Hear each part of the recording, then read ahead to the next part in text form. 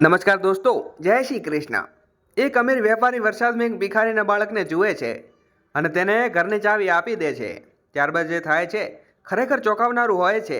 આવી જ દેશભરતી ઘટના માટે આપણી ચેનલને સબસ્ક્રાઇબ કરો અને વિડીયોને લાઇક કરવાનું ન ભૂલશો, જેથી તમે આગળમાં આવી વાર્તાઓ જોતા રહો।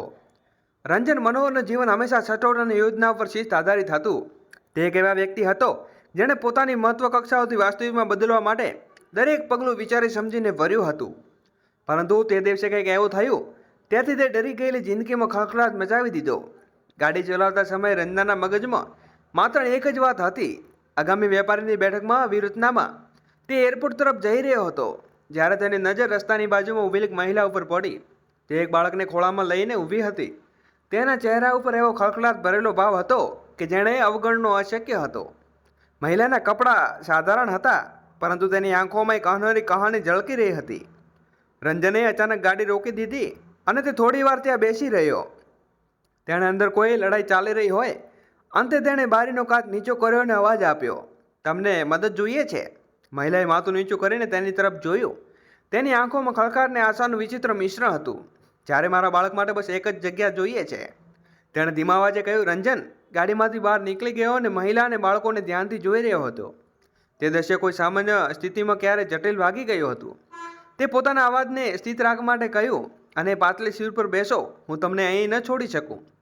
મહિલા થોડી વાર સુધી મૂંઝવણમાં ઊભી રહી। તેના પગ જાણે જકડાઈ ગયા હતા, પરંતુ તેના વજનમાં બાળક અને થાકે એક નમવા પર મજબૂર બની દીધું। તે ધીમે ધીમે ગાડીમાં આવીને બેસી ગઈ। બાળક રડતું રહ્યું, કદાચ તે ભૂખ લાગી હતી। રંજને પાછલા ફરીથી કહ્યું, તે બાળકને કંઈ ખવડાવી છે? મહિલાએ હળવું સ્મિત આપ્યું, જેમાં થાક છુપાયેલો હતો। તેનું નામ આરવ છે। આખો દિવસ કંઈ ખાસ ખાધું નથી, તેણે ધીમેથી કહ્યું। રંજને એન્જિન ચાલુ કરતા કહ્યું, આરવ મારું નામ છે, હું મારા માટે કંઈ ખાવાની વ્યવસ્થા કરું છું। ગાડી હવે રંજનની આલિશાન હવેલી તરફ વધી રહી હતી। રસ્તામાં બે ત્રણ ખામોશી સચવાયેલી હતી, પરંતુ તે ખામોશીમાં પણ અવગણી વાતો હતી। રંજને પોતાને સમજાવવાની કોશિશ કરી રહ્યો હતો કે તેણે આવો નિર્ણય કેમ લીધો, અને મહિલા કદાચ પોતાને સમજાવતી હતી કે અજાણી વ્યક્તિ પર ભરોસો કરવો તેની મજબૂતી છે। જ્યારે હવેલીમાં વિશાળ દરવાજા તેની સામે ખોલ્યા તો મહિલા હેરાન રહીને ચારે બાજુ જોયું। અહીં તો તમે રહો છો? તેણે ધીમા અવાજે પૂછ્યું। હા હા, આ જગ્યા તમારી અસ્થાયી પનાહ છે, જ્યાં સુધી તમે ઠીક ન અનુભવો, અને રંજને સરળતાથી કહ્યું। મહિલાએ તેના દીકરાને જોરથી પકડ્યો અને સંકોચભરી નજરે રંજનને જોયું। આભાર, મને સમજાવ્યું નથી કે હું કેવી રીતે ચૂકવીશ, તેણે અનાયાસે કહ્યું, અને રંજને તેની તરફ એક ચાવી લંબાવતી કહ્યું, તમારે કંઈ ચૂકવવાની જરૂર નથી, કાલે આપણે આ વિશે વાત કરીશું, તમારે તમારી મદદ કરી શકાય, હમણાં આરામ કરો। અને મહિલાએ ચાવી એવી રીતે પકડી જાણે કોઈ અમૂલ્ય વસ્તુ હોય। તે ધીમે અવાજે કહ્યું, હું અન્યાય છું, અને તેણે આરવ તરફ જોયું, મારો દીકરો છે, તેમણે ક્યારેય કોઈ તકલીફ નહીં આપવું। રંજને તેની વાત અવગણીને સરળતાથી કહ્યું, તમારા બંને માટે રસોડાનું ભોજન તૈયાર હશે, જો તમને કંઈ બીજું જોઈએ તો નોકરને કહો, મારે હમણાં થોડા કામ છે। જેમ જ રંજન રૂમમાંથી બહાર નીકળ્યો, તેની ચાલ એક આત્મવિશ્વાસ હતો, પણ ચહેરો હળવેશથી બેચેનથી ઝલકી ગયો હતો। ઘરેલો પોતાના નિર્ણય ઉપર ફરીથી વિચારવા લાગ્યો, કેમ તેણે આ અજાણી મહિલાને મદદ કરવાનો નિર્ણય લીધો? શું આ માત્ર દયા હતી કે કંઈક બીજું? હવેલીમાં ખાલી કિરાડોમાં ચાલતા એકવાર પાછળ ફરીને જોયું। અનાય અને આરુણની છબી તેના મગજમાં છવાનું નામ નહોતી લઈ લીધી। તેને હળવેથી પોતાની મુઠ્ઠી વીંજી લીધી, જાણે પોતાના મનથી બેચેની કાબૂમાં કોઈ કોશિશ કરી રહ્યો હોય। બીજા દિવસે રંજન મહેરામાં નક્કી કરેલા સમયે પહેલાં તેને ઘરે પાછા ફરવાનો નિર્ણય લીધો। એક વિચિત્ર બેંધલથી પાછા ફરવા મજબૂર બની દીધો। જેણે તેની વાતનો અહેસાસ થઈ ગયો કે ઘરમાં કંઈક બદલાઈ ગયું છે। જેણે મુખ્ય દરવાજા પર પગ મૂક્યો, તેની સાંભળવાની સ્થિતિ તેજ થઈ ગઈ। ઉપરના માળેથી હાસ્ય અને હળવી વાતચીતનો અવાજ આવી રહ્યો હતો। આ અવાજ તો તેના માટે ઘરે અજાણ્યા હતા, કારણ કે આટલા વર્ષોથી ત્યાં માત્ર શાંતિ કુંતી આવી હતી। દાદર ચડતા તે અવાજોમાં સ્ત્રોત તરફ વધ્યો। દરવાજા પાસે પહોંચીને જોયું તો અન્નાઈ ફ્લોર પર બેઠી હતી, અને આરવ હસતો હસતો રમી રહ્યો હતો। દોસ્તો, વિડીયોને લાઇક કરી અને ચેનલને સબસ્ક્રાઈબ કરવાનું ભૂલશો નહીં, અને કોમેન્ટ બોક્સમાં તમારી રાહ અવશ્ય જરૂરથી જણાવજો। તેમની વચ્ચે એક નરમ ટેડી બેઠી મૂકવામાં આવ્યો હતો। તે આરવ વારંવાર પકડવાની કોશિશ કરતો, અને વખતે નિષ્ફળ થવા તેની માસૂમ હાસ્ય ઉપર આખા રૂમ ગુંજી ઉઠ્યું।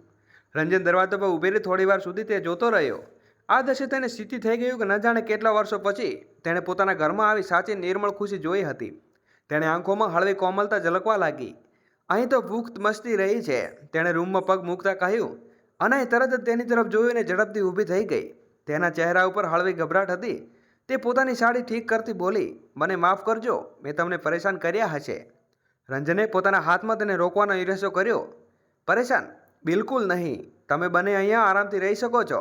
હવે આ ઘર માત્ર મારું નથી. અનાએ હળવા સંકોચ સાથે કહ્યું, પણ હું બસ આરવને શાંત કરી રહી હતી. આ બાળક આખો દિવસ હલતો ચાલતો રહે છે. આરવે ટેકેબેરને એકવાર ફરી પોતાની તરફ ખેંચ્યું અને જોરથી હાસ્ય તે માસૂમથી રંજન ચહેરા ઉપર હળવી મુસ્કાન લાવી દીધી. પરંતુ તેમને હાસ્ય વચ્ચે ક્ષીણમાંથી શાંતિ ટકી રહી નહીં. ત્યારે મુખ્ય દરવાજો ખુલવાનો અને ઊંચી એડીએ જુદા અવાજે આખા ઘરનો માહોલને બદલી દીધો. આ અવાજ રંજન માટે ઓળખીતો હતો. રંજન, આપણે વાત કરવી છે. પ્રિયાનો અવાજ ઘરની અંદર ગૂંજી ઉઠ્યો. રંજને માથું પકડીને ઊંડો શ્વાસ લીધો.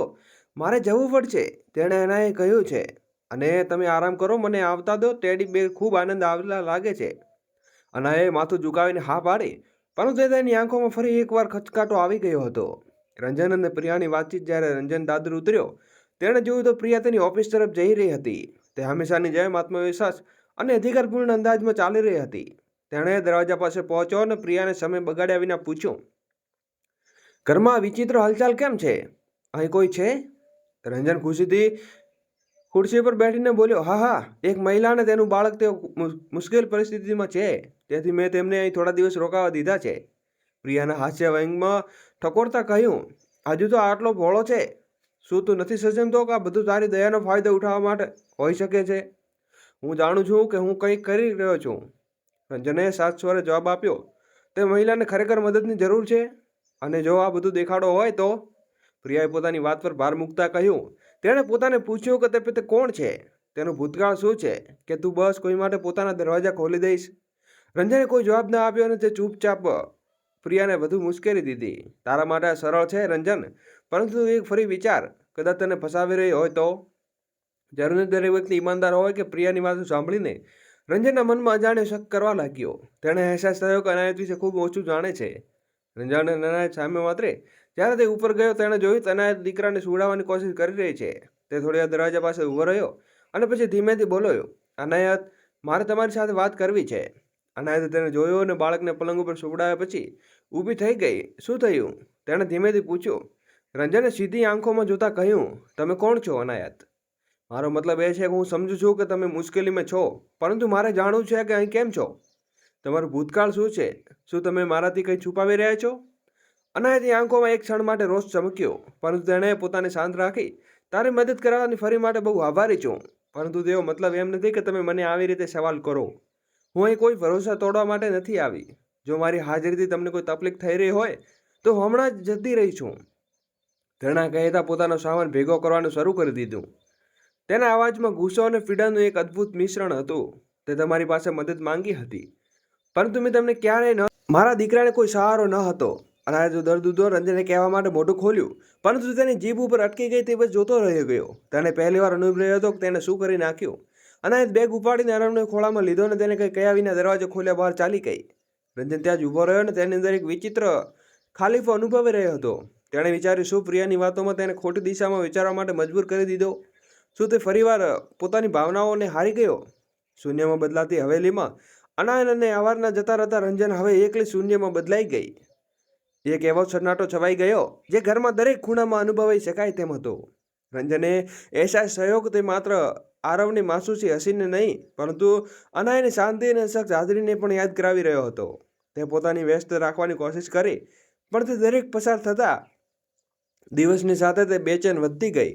તે પોતાના શબ્દો અને પોતાના નિર્ણય ઉપર પસ્તાવો કરી રહ્યો હતો. એક નિર્ણય એક રાત્રે જ્યારે પોતાની ઓફિસમાં બેઠો હતો ત્યારે નજર એક ફોટો ફ્રેમ ઉપર પડી. તે ફોટો તેના માતા પિતાનો હતો, જેમણે શીખવાડ્યું હતું કે સાચી મદદ નિસ્વાર્થ ભાવે કરવામાં આવે. તે ક્ષણે તેણે નિર્ણય કરી લીધો. અનાયત આરવને શોધી કાઢશે. અનાયતની સત્યકથા. રંજને એક પ્રાઇવેટ જાસૂસી નિમણૂક કરી. તે પોતાના દિવસોમાં જાસૂસે એક વિગતવાર રિપોર્ટ તૈયાર કર્યો. રિપોર્ટના દરેક શબ્દ રંજને હચમચાવી દીધો. અનાયત ક્યારેય કોઈ અનાર મેડિકલ વિદ્યાર્થી હતી. તેના સપનામાં મોટા હતા અને તેના માતા પિતાના માર્ગ અકસ્માતમાં મરણથી તેની દુનિયા ઉજળી ગઈ. ત્યારબાદ તે વ્યક્તિ ઉપર તેનો ભરોસો કર્યો. તે જ તેના જીવનનો સૌથી મોટો દુશ્મન બની ગયો. તે વ્યક્તિ માત્ર તેની સાથે દુષ્વ્યવહાર કરતો ન હતો, પણ તેને આર્થિક અને માનસિક રીતે તોડી નાખી હતી. હવે અનાયત એકલી પોતાના દીકરા આરવને પાળવા માટે સંઘર્ષ કરી રહી હતી. માફીનો સફર જેમ જેમ રંજને આ બધું વાંચ્યું તેમ તેના દિલમાં એક અજાણી વ્યક્તિની તકલીફ વધી. મારે અનાયતને શોધવી જ પડશે, તેણે પોતાના મનથી નક્કી કર્યું. સુમસાન દરવાજા પાછળની જિંદગી રિપોર્ટ આપેલા સરનામા પર તે તરત ગયો. ત્યારે તે પહોંચ્યો, તેણે દરવાજા પર દસ્તક લીધી. તેની અંદર હળવી ગભરાટ હતી કે થોડાક ક્ષણોમાં દરવાજો ખુલ્યો અને સામે આઈના ઊભી હતી. તે જોઈને તે અચાનક સ્તબ્ધ થઈ ગયો. આશ્ચર્ય, દર્દ અને એક હળવી આશા. રંજન, અનાયતે ધીમેથી કહ્યું. રંજને ઊંડો શ્વાસ લીધો અને અનાયા, મારે તારી સાથે વાત કરવી છે. મેં એક મોટી ભૂલ કરી દીધી છે. અનાયા આરવને પોતાના ગોદમાં ઉપાડી લીધો. તેની આંખોમાં હવે ઠકોરતા હતી. તે કદાચ તે પોતાને બચાવવા માટે અપનાવી લીધી હતી. ભૂલ? તેણે ચૂપચાપ તોડી. રંજને માથું ઝુકાવી. હા, મેં તારા ઉપર શંકા કરી છે. મેં ત્યારે અન્યાય કર્યો છે, પરંતુ હવે મને સાચું ખબર છે કે તું તારી જિંદગી શું શું સહન કરી ચૂકી છે. મને કેવી રીતે તું દરેક મુશ્કેલીઓનો સામનો કરતી રહી છે. મારા જેવા માણસો, મારા ઈમાનદાર અને સાહસિક વ્યક્તિ પર શંકા કરવી એ મારાથી સૌથી મોટી ભૂલ હતી. અનાજ કંઈ બોલી નહીં, આંખો ઝૂકી ગઈ અને આરવ તેને પકડ વધુ મજબૂત થઈ ગઈ. હું ઈચ્છું છું કે આરવ મારી સાથે ચાલો. અને રંજને કહ્યું, પણ આ વખતે મહેમાન બનીને નહીં. હું ઈચ્છું છું કે મારી જિંદગીનો ભાગ બનો, મારા ઘરનો ભાગ બનો. આ સાંભળીને અનાય ચહેરા કઠોર થઈ ગયો. તેને ઊંડી નજરે રંજનને જોયો. તમે મને કેવી રીતે ખાતરી કરાવશો? રંજને હળવા સ્વરે જવાબ આપ્યો. હું તમને ખાતરી કરવા માટે દરેક શક્ય પ્રયાસ કરીશ, પણ એટલું ચોક્કસ કહી શકું છું કે તમે મારી જિંદગી બદલી નાખી છે. આરવના હાસ્યને મારા ઘરને રોશની આપી અને તમે મને શીખવાડ્યું કે ભરોસા અને દયાનો સાચો અર્થ શું છે. અને તેને થોડીવાર જોયો અને તેના ચહેરા ઉપર એક ભાવ આવતો જતો જોયો. અને તમારી સાથે પાછા આવવા માટે તૈયાર છીએ, પણ એક શરત. અને તે હળવે ભીંજાયેલી અવાજમાં કહ્યું. કઈ શરત? રંજને તરત જ પૂછ્યું. આ શબ્દોમાં બરાબરીનો હશે તો આપણે નવી શરૂઆત કરવી પડશે. તો તે ભરોસો, સમજણ પર આધારિત હોવો જોઈએ. હું ફરીથી કોઈ પર આધારિત થઈ શકતી નથી. હું વચન આપું છું કે રંજનને મજબૂત અવાજમાં કહ્યું. આ સંબંધ હવે તમારી શરતો ઉપર ચાલશે. હવે હવેલીમાં બધું બદલાઈ ગયું અને આરવના નિર્દોષ હાસ્ય ફરીથી કોરિડોરમાં ગુંજવા લાગ્યો. અનાએ ધીમે ધીમે પોતાના ઘરના માહોલમાં ઢાળવાનું શરૂ કર્યું. અને રંજન હવે તે સમજી ગયો કે ભરોસો અને પ્રેમ આ બધું દુર્બલ તકો છે જે મળવાથી જાળવી રાખવી પડે છે. સાથે ખુલીને વાત કરવાના દરેક નિર્ણયમાં તેને સામેલ કરવાની કોશિશ કરી. એક દિવસ આરવ રમતા રમતા અચાનક રંજન પાસે આવ્યો. તેને જોઈને હસ્યો. પપ્પા! આ શબ્દ સાંભળતા રંજન થંભી ગયો. તેનું દિલ ભરાઈ આવ્યું અને તેણે આરવને ખોળામાં ઉપાડ્યો અને હળવા હાસ્ય સાથે કહ્યું, પપ્પા! શું ખરેખર? આરવે માથું હલાવ્યું અને પોતાના નાના હાથોને તેના ચહેરો પકડી લીધો. આ પળે રંજનને અહેસાસ થયો કે તેનો નિર્ણય કેટલો સાચો હતો. પ્રિયા આ બધું બદલાવથી ખુશ ન હતો. એકવાર ફરી રંજને તેના નિર્ણય પર શંકા કરવાની કોશિશ કરવામાં આવી હતી. દોસ્તો, વિડીયોને લાઈક કરી અને ચેનલને સબસ્ક્રાઈબ કરવાનું ભૂલશો નહીં. તે હવેલીમાં આવી બોલી. રંજન, તું આ શું કરી રહ્યો છે? શું તને ખરેખર લાગે છે કે આ સાચું છે? પરંતુ આ વખતે રંજન અલગ હતો. તેણે પ્રિયાની દરેક વાતને અવગણી દીધી. મારા નિર્ણય પર સવાલ ઉઠાવવાનો તમે કોઈ હક નથી. પ્રિયા, આ ઘર મારું છે અને અહીં રહેશે. એ મારા પરિવાર માટે સાચું છે. પ્રિયાના ચહેરા ઉપર નિષ્ફળતા પાછળ છવાઈ ગઈ. તેણે કોઈ વધુ દલીલ કરી નહીં અને હંમેશા માટે ત્યાંથી ચાલી ગઈ. આવા નરો રંજને એક નવી શરૂઆત કરી. તેમના સંબંધોનો પાયો ભરોસો અને પ્રેમ નવી આશાઓ પર આધારિત હતો. આ વાર્તા માત્ર મદદની નહીં, પરંતુ એક નવી જિંદગીની હતી.